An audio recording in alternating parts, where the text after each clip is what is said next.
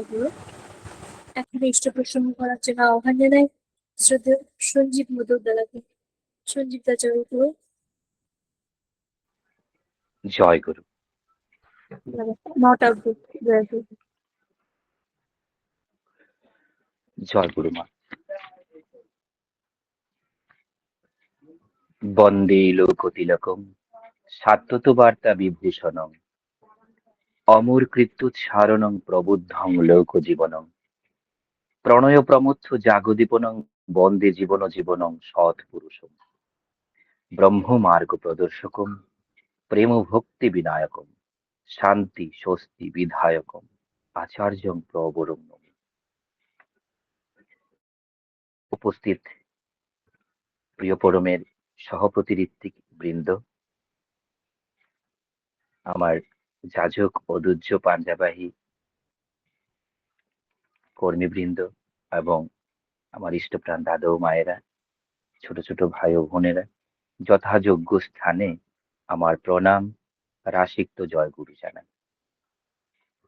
প্রথমেই বলি,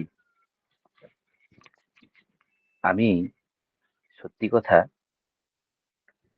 প্রিয় পরমের কথা অর্থাৎ ইষ্ট প্রসঙ্গ যা আমরা বলি বা তার কথা বলার মতন সেরকম যোগ্যতা, ভাষা, ভাব তার কোনোটাই আমার মধ্যে বলতে গেলে যেরকম দরকার ঠিক সেরকম বিদ্যমান নেই।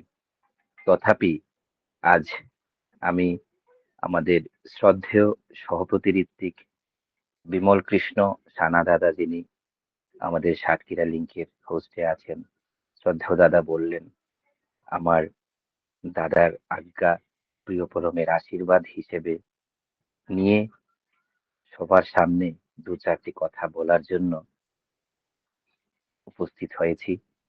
সত্যি নিজেকে অনেকটা ভাগ্যবানই মনে হচ্ছে যে প্রিয় পরমের কথা বলার মতো একটু সুযোগ হয়েছে বলে। শ্রী শ্রী ঠাকুর এই যুগে তিনি এসেছেন, পরম প্রেমময়, পরম দয়াল। তো এই এতক্ষণ যারা এই পরম প্রেমময় পরম দয়াল শ্রী শ্রী ঠাকুরের রাঙার আতুল চরণে যারা এতক্ষণ নামামৃত সুধা পান করলেন, তাদের মানব জীবন শ্রেষ্ঠ জীবনের একমাত্র উদ্দেশ্য ঈশ্বর প্রাপ্তি, তা যেন এই জীবনেই সফল হয় এই কাতর প্রার্থনা করি। প্রিয় পরম অর্থাৎ পরম দয়াল শ্রী শ্রী ঠাকুর বর্তমান যুগের এক বিস্ময়। বর্তমান যুগ কলিযুগ, কলি অর্থে পাপ, তাই পাপীর রাজত্বে কল্কি রূপে তিনি এলেন পূর্ণ ব্রহ্ম নারায়ণ জীবের উদ্ধারের জন্য। তিনি এই ধরাধামে আমরা সকলেই জানি, যখন যখন ধর্মের গ্লানি হয়, অর্থাৎ অধর্ম যখন পুরো অর্থাৎ যে বিশ্বব্যাপী যখন বিরাজ করে, তখন কিন্তু এইরকম অবতার পুরুষগণের জন্ম হয়। কিন্তু আমরা এতই ভাগ্যবান, আমরা এ যুগে জন্মেছি যে আমরা কিন্তু কোনো অবতার পুরুষ নয়। যিনি যুগে যুগে এই অবতার পুরুষকে প্রেরণ করেছেন এই ধরাধামে, তিনি আজ ধরার বুকে অবতীর্ণ হয়েছেন অবতারী পুরুষ প্রিয় পরম পরম দয়াল, শুধুমাত্র জীবের উদ্ধারের জন্য। যতবার তিনি এই ধরার বুকে অবতীর্ণ হয়েছেন, তিনি ততবার কিছু না কিছু সাথে নিয়ে এসছেন, কখনো তীর ধনুক, কখনো সুদর্শন চক্র। বর্তমান যুগে তিনি নিয়ে আসলেন যে বাণ, সেটি হলো প্রেম বাণ। প্রেমের মাধ্যমে প্রেমকে বিতরণ করে প্রিয়কে কিভাবে লাভ করা যায় তা কিন্তু আমরা বর্তমান যুগে দেখতে পাচ্ছি, বুঝতে পারছি। আমরা এই যে প্রতিনিয়ত সৎসঙ্গে যোগদান করি বা সকাল সন্ধ্যা বা দুপুর আমরা অনেক সৎসঙ্গ অর্থাৎ প্রিয় পরমের কথা, তার নাম গুণগান শ্রবণ করি। এই এই যে এই করা, তার কিন্তু যথাযথ উদ্দেশ্য থাকে। তার উদ্দেশ্য এই যে আমরা এতক্ষণ নাম করলাম, তার উদ্দেশ্য কিন্তু একটাই। যত অবতারী পুরুষ এই পৃথিবীর বুকে অবতীর্ণ হয়েছেন, সবার জীবনের উদ্দেশ্য কিন্তু একটাই, যে ঈশ্বর প্রাপ্তি। তো ঈশ্বর প্রাপ্তি হতে হলে তার সঙ্গে যে কানেক্টিভিটি, সেই কানেক্টিভিটি কিন্তু তৈরি করতে হয়। এই যে আমরা এতক্ষণ ধরে নাম ও রস সুধা আমরা পান করলাম, কেন? একমাত্র তার সাথে কানেক্টিভিটি তৈরি করার জন্য। আমরা এই নাম ধ্যান করার জন্য আমরা এখানে যুক্ত হই। নাম ধ্যান কেন করতে হয়?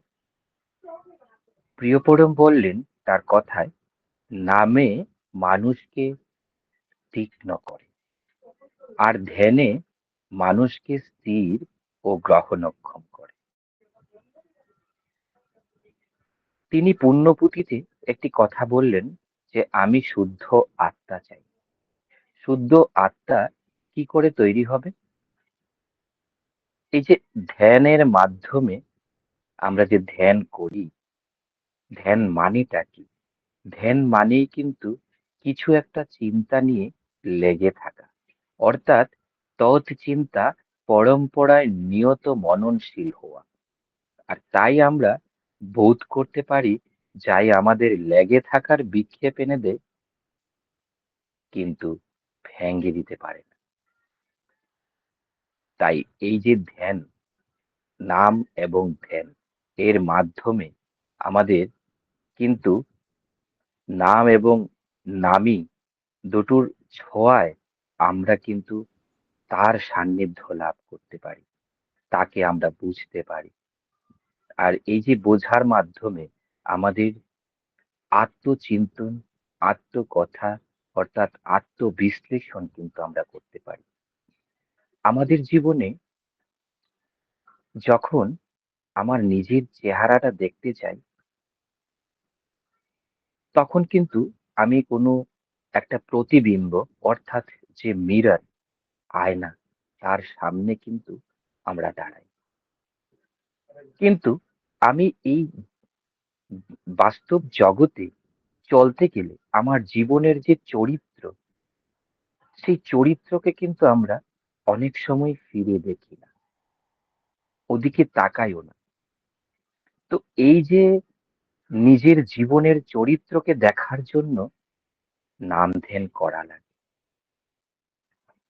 নাম ধ্যানের মাধ্যমে আমি কিন্তু আমার জীবনটাকে, অর্থাৎ জীবনের যে চরিত্রটাকে আমি আয়নার মতো দেখতে পারি।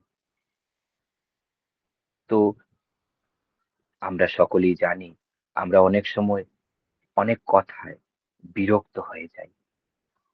যদি নাম ধ্যান আমরা সঠিকভাবে করি, তাহলে সেই বিরক্তি ভাব আসে না। কারণ বিরক্ত হওয়াই মানে বিক্ষিপ্ত হওয়া। তাই প্রিয়পরম বললেন, তীক্ষ্ণ হও কিন্তু স্থির হও, সমস্ত কিছু অনুভব করিতে পারবে। আবার এই ধ্যান করতে গেলেই যাকে ধ্যান করছি তার নাম তদর্থ ভাবনার সহিত আপনা আপনি এসে হাজির হয়। আর অমনি করেই সেই বিষয়ে চিন্তা একটা পরম্পরার প্রকৃতি নিয়ে নিরবচ্ছিন্ন যে তেল ধারার মতো চলতে থাকে। আর এর ফলেই সমাধি এসে হাজির হয়। তাই মানুষ যখন সমাধি থেকে স্বপারিপার্শ্বিক জগৎ বৃদ্ধিতে জেগে ওঠে, তখন তার একটা বিরাট জ্ঞান চৈতন্য নিয়ে চাঞ্চল্য ভাবে উদ্ভাসিত হয়ে থাকে, তখন সেই হয় ওই জ্ঞান চৈতন্যের ব্যক্ত প্রতীক। তাই নাম ও ধ্যান করতে গেলেই সদ্গুরু, আদর্শ বা প্রিয়পরম যাই বলে অবহিত করি না কেন, অমন্তর জীবন্ত ব্যক্তি প্রতীকেরই অবলম্বন ও অনুসরণ করতে হয়। তা না পাওয়া গেলে ওই ব্যক্তি প্রতীকে আপ্রাণ বাস্তব প্রেমী এমনতর কাউকে অবলম্বন ও অনুসরণ করে ওই আদর্শ সদ্গুরু বা প্রিয় পরম, অর্থাৎ প্রিয় পরমে উদ্বুদ্ধ আপ্রাণ হতে হয়। আর এই হলেই আমার উন্নত চলনা জীবন যশ ও বৃদ্ধিতে প্রগতিপরায়ণ হয়ে সম্বেগশালী হতে পারে। তার জন্য নাম ধ্যান করা লাগে। আমরা অনেকেই জানি, প্রিয়পরম বললেন যে নাম মানে, অর্থাৎ নাম কিন্তু নম ধাতু থেকে এসেছে। তো নাম মানে নত হওয়া। আমরা এই নাম ধ্যান, স্বস্তি মহাযজ্ঞ আমরা প্রতিনিয়ত যুক্ত হই নিজেকে উত্তরণের জন্য। তো নিজেকে উত্তরণ করতে হলে প্রতিনিয়ত তা করা লাগে। তার মাধ্যম দিয়ে আমাদের যে আত্মা, অর্থাৎ আমরা যে উদ্দেশ্যে পৃথিবীতে এসেছি, তা কিন্তু সফল হওয়া সম্ভব। আমরা প্রতিটি সত্তা এক একটি আত্মা। আমরা সকলেই জানি আত্মা হলো পরমেশ্বর ভগবানের নিত্য অবিচ্ছেদ্য অংশ। এই আত্মা, তার কিন্তু একটা ধর্ম আছে। কি? আত্মার নিত্য ধর্ম কি? ভগবান পূর্ণ, আত্মা তার অংশ। তাই জীবাত্মার নিত্য ধর্ম হচ্ছে ভগবানের সেবা করা। আর আমরা যে মন বলতে বুঝি, এই মনেরও একটা ধর্ম আছে। মনের ধর্ম কি? মনের ধর্ম সংকল্প ও বিকল্প। তাই আমরা এই যে জড়ীয় পদার্থ দিয়ে তৈরি আমাদের এই দেহ, এই দেহের যে পরিবর্তন, তা কিন্তু জন্ম, বৃদ্ধি, সন্তান সন্ততি, সৃষ্টি, স্থিতি, ক্ষয় ও মৃত্যুর দ্বারা সে পরিবর্তিত হয়ে থাকে। তাই আমরা এই পৃথিবীতে যে সত্তা নিয়ে জন্মগ্রহণ করেছি, তাকে শুদ্ধ করার এই উপায় হচ্ছে নাম ধ্যান। প্রিয়পরম পৃথিবীতে আমাদের জন্য, অর্থাৎ এই জীব কল্যাণের জন্য যে বিধান দিয়ে গেছেন, তার মধ্যে এই যে যজন, যাজন এবং ইষ্টভৃতি, এই তিনটি উপাদানের উপর তিনি খুব জোর দিয়েছেন। প্রিয়পরম বললেন, যজন, যাজন, ইষ্টভৃতি করলে কাটে মহাবিধি। আমরা পৃথিবীর বুকে মানব জীবনে জন্মগ্রহণ করেছি। আমাদের জীবনের যে একটা উদ্দেশ্য, সেই উদ্দেশ্য সম্পর্কে যদি আমরা জানতে চাই যে মানব জীবনের কি উদ্দেশ্য, মানুষ চায় বাঁচতে, বাড়তে। অর্থাৎ বাঁচা বাড়ার জন্য মানুষ কিন্তু প্রচুর সংঘর্ষ করে। এবং এই যে মানব জীবনের জন্মগ্রহণের পর আমাদের যে প্রবৃত্তি, সেই প্রবৃত্তিগুলি কিন্তু আমাদের কিন্তু সেই স্বার্থকেন্দ্রিক হয়ে ওঠে এবং স্বার্থকেন্দ্রিক ভাবে কাজ করে। তাই স্বার্থকেন্দ্রিক হলে তার দ্বারা যে পরিবেশের, অর্থাৎ সমাজের মঙ্গল সাধন হয় না। তাই ঈশ্বর প্রবৃত্তির সঙ্গে আমাদেরকে দিয়েছেন কি? প্রবৃত্তি তো দিয়েছেন, তার সঙ্গে কি দিয়েছেন? বিবেক, বোধ। তাই তো মানুষ পরম পিতার সর্বশ্রেষ্ঠ সৃষ্টি। এই যে সর্বশ্রেষ্ঠ সৃষ্টি মানুষ, আদর্শ জীবনে যদি আমরা আদর্শ গ্রহণ না করি, তাহলে এই শ্রেষ্ঠ সৃষ্টি দিয়েও আমরা পৃথিবীর কিচ্ছু করতে পারবো না। আর আদর্শ গ্রহণ করার ভেতর দিয়ে আমার এই প্রবৃত্তির অষ্টপাশ থেকে মুক্ত হয়ে মহত্তর জীবনের অধিকারী হয়ে উঠতে পারবো।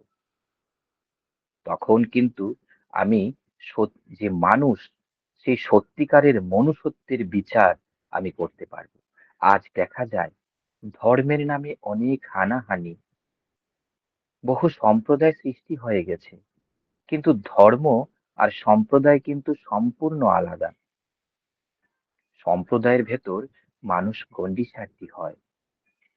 ধর্মে প্রিয়পরম বললেন, ধর্মে সবাই বাঁচে বাড়ে, সম্প্রদায়টা ধর্ম নারে। তো আমরা এই যে মানব জীবনের উদ্দেশ্য, আমাদের গন্তব্য, তিনি স্পষ্ট করে বলে দিয়েছেন যে আমাদের গন্তব্য কিন্তু ঈশ্বর প্রাপ্তি, ধারণ পালনে সম্বেগ সিদ্ধ ব্যক্তিত্ব। তার উপায় হচ্ছে কি? বর্তমান এই যে আচার্যের সক্রিয় অনুরূতি, তার থেকে আসে আত্মনিয়ন্ত্রণ, পরিবার নিয়ন্ত্রণ, সমাজ নিয়ন্ত্রণ, রাষ্ট্র নিয়ন্ত্রণ।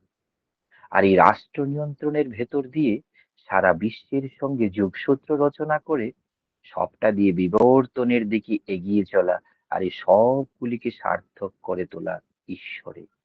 আর প্রাপ্তির পরম বেদনা তাই। তাই যজন যাজন ইষ্টবৃত্তি ত্রয়স্তম্ভ বিধান কাঠায় কাঠায় প্রতিপালন করা লাগে। যজন মানে তাকে জানা, তাকে বোঝা, তাকে আমার জীবনে ফুটিয়ে তোলা।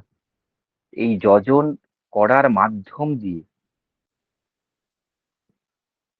যজনের মাধ্যম দিয়ে যদি আমি সঠিকভাবে যজন করতে পারি, তাহলে কিন্তু যাজনটা অতি সাধারণভাবে হয়।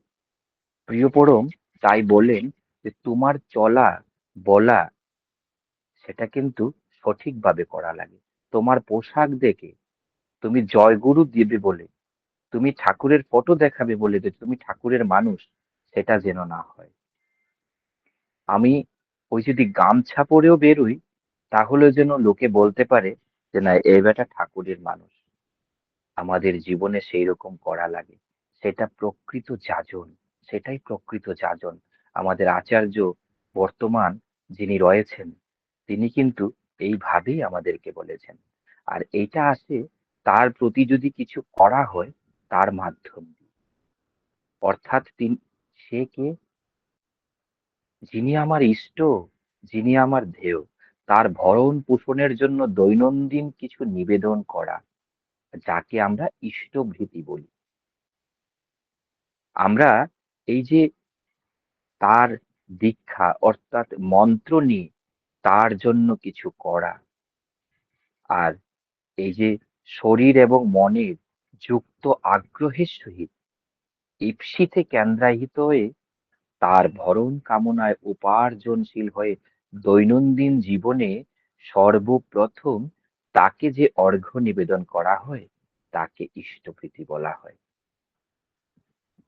এই ইষ্টভৃতি আমরা যদি কাটায় কাটায় প্রতিপালন করতে পারি, আমার জীবনে এমন কোনো শক্তি, এমন কোনো কিছু নেই আমার জীবনকে ধ্বংস করতে পারে। সেটা কিন্তু আমরা যারা তার নাম গ্রহণ করেছি, প্রত্যেকে কিন্তু আমরা তার উদাহরণ। কিন্তু তাই বলে কি আমি সে কি সবকিছু পাওয়ার জন্য তাকে গ্রহণ করেছি? একদম নয়, একদম নয়। আমি পাবো বলে কিছু তাকে গ্রহণ করিনি। প্রিয় পরমের কাছে প্রার্থনাটা এমন হতে হয় যে ঠাকুর, তুমি আছো, আমি আছি। তুমি বুঝবে আমার জীবন কিভাবে চলবে। আমার জীবন তোমার হাতে সমর্পণ করলাম। তাই আচার্যদেব কিন্তু আমাদেরকে প্রায়ই বলেন যে আমি বাজারে যাব, আমি তাকে বলে যাব। কারণ তিনি তো আমার জীবনের যে গার্ডিয়ান যা বলি আমরা, অর্থাৎ অভিভাবক, আমার জীবনের, আমার সংসারের, এই পৃথিবীর অভিভাবক তিনি। তাকে বলে যেতে হয় কোথাও গেলে। যে কোনো কাজ আমার জীবনে করব, তাকে বলে করতে হয়। প্রভু, আমি এই কাজ করছি। প্রভু, আমি সেই কাজ করছি। আচার্যদেব সেইভাবেই বলেন। তখন এই যে যেটা, এটা কিন্তু আমাদের একটা সহজাত কাজ হয়ে যায়। আর এই সহজাত কাজের মাধ্যম দিয়ে প্রভু কিন্তু নিরন্তর তার আশীর্বাদ আমরা উপলব্ধি করতে পারি। বহু ঘটনা আমাদের জীবনে ঘটে যায়, যা পরবর্তীতে আমরা উপলব্ধি করতে পারি যে তিনি আমাদেরকে এই বিপদ থেকে ত্রাণ করেছেন। তিনি আমাদেরকে এই একটা, কি বলবো, আমি হয়তো আমার জীবনে আমি দিক ভ্রষ্ট হয়ে গেছিলাম, তিনি সঠিক দিকে আমাকে চালনা করেছেন। সত্যি কথা, সময়ের অভাবে তো অনেক কথা বলা যায় না। প্রত্যেকের জীবনের মতেও আমার জীবনেও এমন অনেক ঘটনা আছে, যা আমাকে হয়তো দিক ভ্রষ্ট করে দিয়েছিল। পথভ্রষ্ট জীবনে আমি ছিলাম। পথ ভ্রষ্ট থেকে সঠিক পথে তিনি এনে দেন। তার জন্য কিছু করা লাগে। আচার্যদেব আমাদেরকে সেইভাবেই বলেন, হাতে পাখা নিয়ে বসে থাকলে তো হয় না, তাকে কিন্তু নাড়াতে হয়, তবেই আমি বাতাস পাবো। তো আমিও যে প্রিয় পরমের নাম ধ্যান বা যাই কিছু আমি নাম নিয়েছি, তার জন্য কিছু করা লাগে। এই যে যজন যাজন ইষ্টবৃতি যাই করি না কেন, তার আগে কিন্তু এই যে নাম ধ্যান করা লাগে। আমি আমি এই এর এই মাধ্যম দিয়ে নিজেকে আমি পরিবর্তন করতে পারবো, নয়তো পরিবর্তনের কোনো রাস্তা নেই।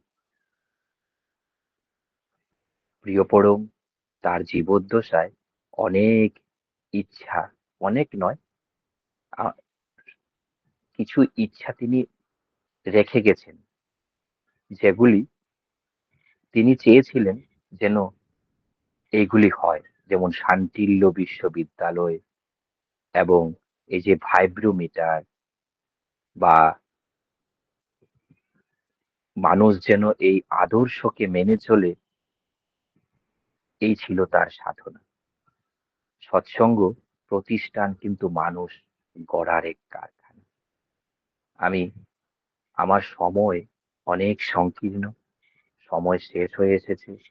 হয়তো অবেলা অবলা অব্যক্ত কথা মনের মধ্যেই রয়ে গেছে, যা বলবো বলে মনে ইচ্ছে ছিল, হয়তো বলতে পারিনি সময়ের অভাবে। যদি কখনো সুযোগ পাই, যে কথাগুলো আজ বলতে পারিনি, সেগুলো বলার চেষ্টা করব।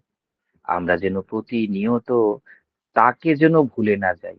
যেমন করে আমার খাবার ভুলি না, শৌচ গেলে আমি শৌচ করতে ভুলি না, সকালে ঘুম থেকে উঠে দাঁত ব্রাশ করতে ভুলি না, ঠিক সেরকম যেন তাকে সারাটা দিন চলায়, বলায়, করাতে যেন তাকে মননে চিন্তনে নিয়ে আমরা চলতে পারি। আমাদের এই নাম ধ্যান স্বস্তি যজ্ঞে যুক্ত হয়ে এটাই হোক না আমাদের অঙ্গীকার। আমরা এইখানে যুক্ত হয়ে এই অঙ্গীকারটুকু তো করতে পারি, যে প্রিয় পরমকে যেন সদা নিরন্তর আমরা যেন তাকে মাথায় নিয়ে চলতে পারি।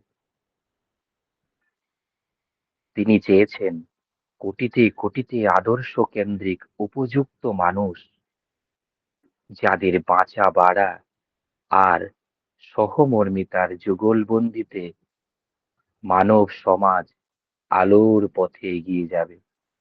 ঠাকুরের ঐকান্তিক আশা, প্রত্যেকটি মানুষ জীবন্ত মন্দির হয়ে উঠুক। আজ এই নাম ধ্যান স্বস্তি যজ্ঞে যারা অংশগ্রহণ করেছেন সকলকে আমার আনন্দিত জয়গুরু জানি আমার কথা এখানেই শেষ করছি। জয়গুরু, বন্দে পুরুষোত্তম। জয় গুরু দাদা। অপূর্ব সুন্দর কথা বললেন। প্রথমে বলেছিলেন যে আপনি কোনো বক্তা নন, কিন্তু আপনি হয়তো জানেন না পরমপিতা আপনার মুখ থেকে সব বলিয়েছে। অপূর্ব কথা আমরা শ্রবণ করলাম। খুব সুন্দর যে বর্তমান যুগ কলিযুগ, কলিযুগে তিনি কল্কি রূপে এই পাপিতাকে মানুষদের রক্ষা করার জন্যই তিনি এসেছেন।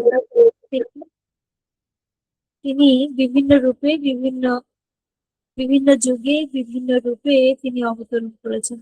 তিনি প্রেমের ঠাকুর, তিনি প্রেমের মন্ত্র নিয়ে এলেন। মানব জীবনের একমাত্র উদ্দেশ্য তো ঈশ্বর প্রাপ্তি।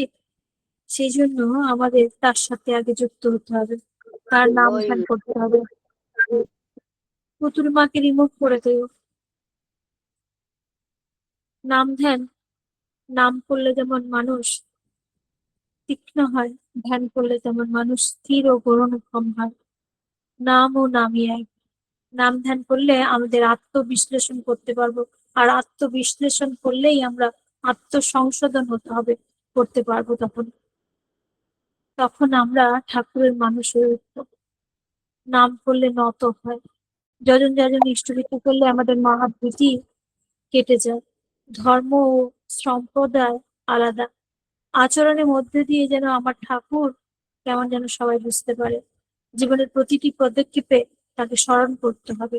সৎসঙ্গ মানুষ তৈরির কারখানা। অপূর্ব আলোচনা আমরা শুনলাম। পরমপিতা রাঙ্গা রাতুল চরণে আপনার সার্বিক মঙ্গল প্রার্থনা করে ভালো থাকুন, সুস্থ থাকুন এবং পরমপিতাকে নিয়ে আনন্দে ভরপুর হয়ে থাকুন। এই কাতর প্রার্থনা দয়ালে রাঙ্গা রাতুল চরণে। জয় গুরু।